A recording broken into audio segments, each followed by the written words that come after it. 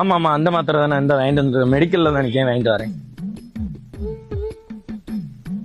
மே4 கிட்ட அப்படின்னு என்னவா இருக்கும் அண்ணே? என்னண்ணே மே4 கிட்னா என்னண்ணே?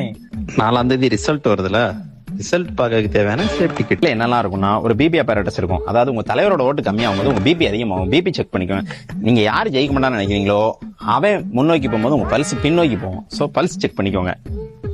இந்த ரெண்டு வந்துச்சுன்னா ஆட்டோமேட்டிக்கா கார்டியாக் அரெஸ்ட் அல்லது ஸ்ட்ரோக் வரலாம். இது வந்துச்சுன்னா அட்டோர்வாஸ்டட்டின், அஸ்பிரின், குளோபடோக்ரோல் டேப்லெட் வச்சிருக்கிறேன்.